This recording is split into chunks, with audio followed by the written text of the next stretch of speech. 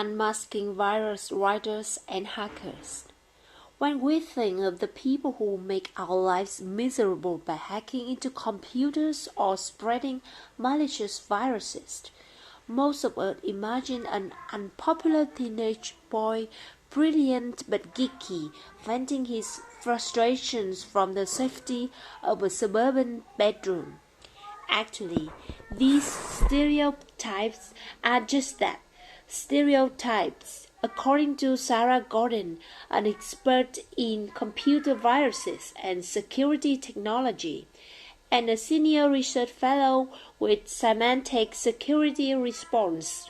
Since 1992, Gordon has studied the psychology of virus writers. A hacker or a virus writer is just that likely to be the guy next door to you, she says, or the kid at the checkout line bagging your groceries. The average hacker is not necessarily some goth type dressed entirely in black and sporting a nose ring. She may very well be a 50-year-old female. The virus writers Gordon has come to know have varied backgrounds, while predominantly male, some are female. Some are solidly academic, while others are athletic. Many have friendships with members of the opposite sex, good relationships with their parents and families. Most are popular with their peers. They don't spend all their time in the basement.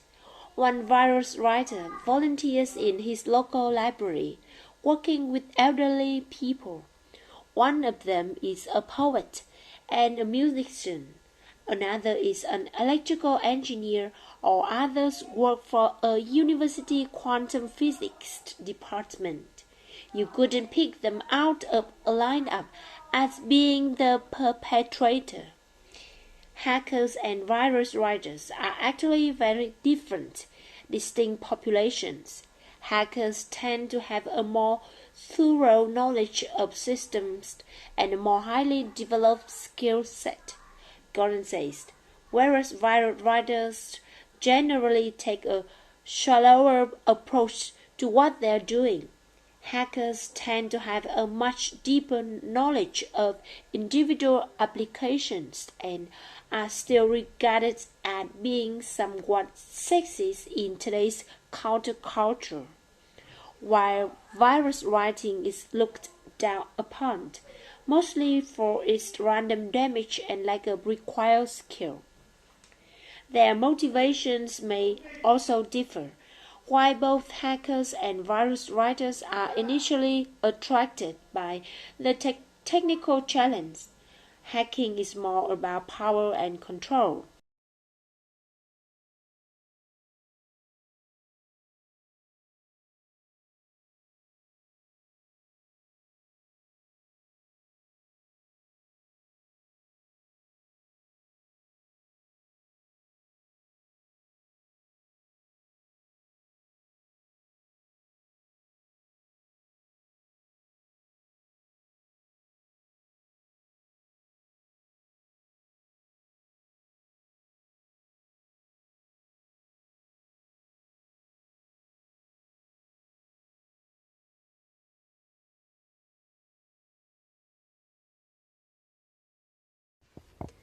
Gordon explains that people write viruses for a number of reasons. Some may perceive it as a technical challenge, even though writing a virus is actually very easy.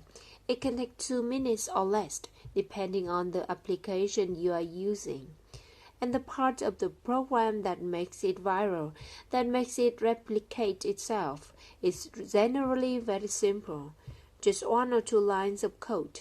It's much more complicated to write a useful application than it is to write a virus. Younger virus writers like to be part of a group. They look for peer identity, which is important to them, or it may be a way to make a social statement.